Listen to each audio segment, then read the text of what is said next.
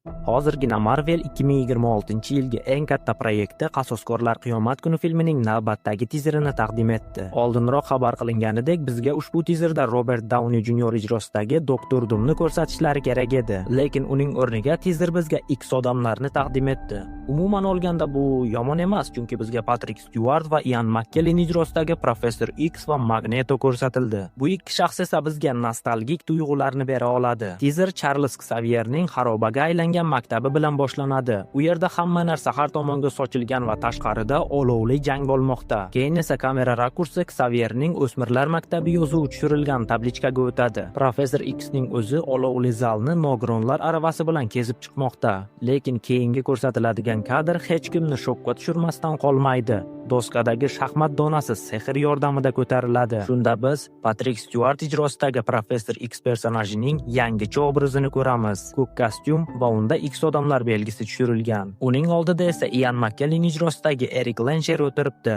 Magneto bu yerda har doimgidek emas. Oq sochlar, uzun soqol, uni yana bir rolda ko'rish albatta quvonchli. Magneto barcha X odamlar haqidagi filmlarda yovuz rolini ijro etgan bo'lsa-da, uning xarizmasi juda kuchli va siz u yerdagi uncha-muncha qahramondan uning personajini yaxshi ko'rib qolasiz. Erikni to'liq yovuz deyish xato, chunki unda buning uchun jiddiy sabablari mavjud. Masalan, X odamlar original trilogiyasida odamlar mutantlardan qutulish uchun dorini ishlab chiqarganda Magnetoning qarshiligi o'rinli edi. Endi esa tizerga qaytsak, chunki bu hali hammasi emas. Patrick va Erikning bir-birini qo'lini ushlagan sahnadan ular yaqin do'st ekanligini bilib olsa bo'ladi. Keyin esa ekran bir zoomga qoralashadi va bizga kanonik kostyumdagi Siklop o'zining bor kuchi bilan qaysidir dushmaniga lazer otayotgani ko'rsatiladi. Katta ehtimol bilan Doktor Doom boshqaruvidagi sentinellarga, chunki anchadan beri Doktor Doom sehr orqali sentinellarni boshqarib, ularni radioaktiv odamlarga qarshi yo'llaydi degan xabarlar mavjud. Tizer esa X odamlar Qasoskorlar Qiyomat kuni filmida qaytadi yozuvi bilan yakunlanadi. SNG davlatlarida esa ushbu nom Qiyomat kunidan Doktor Doomga o'zgartirildi. Steve Rogersnikidan farqli o'laroq ushbu tizerda dialog mavjud. Unda Charles Xavier ushbu so'zlarni aytadi: "O'lim barchamizning ortimizdan keladi. Albatta bu men biladigan narsa. Gap siz bunga tayyorligingizda emas, ko'zingizni yumganingizda, kimga aylanishingizda."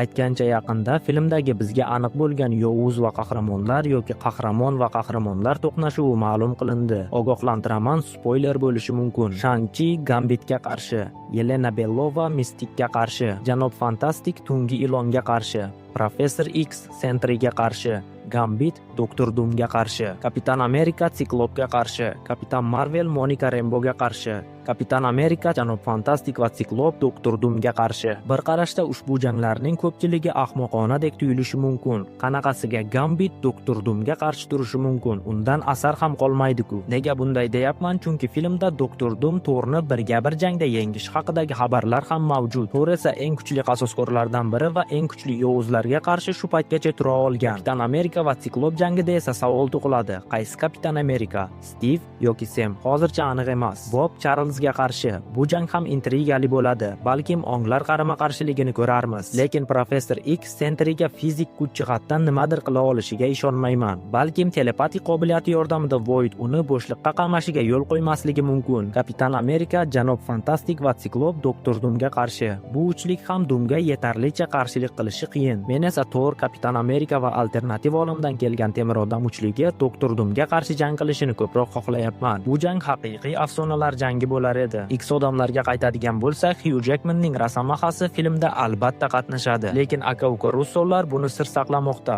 Aktyorning o'zi esa oxirgi paytlarda bunga juda ko'p ishoralar berib o'tdi. Bir necha hafta oldin esa Rosamaha, Deadpool, Tom Holland va Tobey Maguirening O'rgimchak odamlari maxfiy urushlar filmida asosiy rolda bo'lishlari haqida xabar qilindi. Deadpool qatnashar ekan, filmda 4-devor buzilaveradi. Bu esa biroz yoqimsiz holat. Chunki bu filmda 4-devor buzilaversa, u qasoskorlar filmi emas, Deadpoolning shaxsiy filmi bo'lib qoladi. Endi esa savol tug'iladi. Doktor Doomga atalgan tezer qachon chiqadi? Balkim hech qachon bunaqa tezer chiqmas. Chunki 4-tezer Fantastik 4lik, vakandaliklar va Namor haqida bo'ladi va allaqachon internetga tarqalib bo'ldi. Lekin insiderlarning xabar berishicha, filmning to'liq tezer treyleri 8-fevral kuni Super Bowl musobaqasida taqdim etiladi. Do'stlar, agar sizga ushbu tezer tahlili yoqqan bo'lsa, albatta like va obuna bilan bizni qo'llab-quvvatlang. Chunki aynan shu orqali men ushbu qilgan ishim behuda emasligini anglayman va kelgusida top filmlar haqida videolar qilishda davom etaman va albatta Telegram kanalimizga ham o'tishingiz mumkin. U yerda siz kino olam haqidagi qaynoq yangiliklar va qiziqarli ma'lumotlarni bilib olasiz. Sizlar bilan Kamina Anvarjon bo'ldi. Keyingi videolarda ko'rishguncha sog' bo'ling, salomat bo'ling.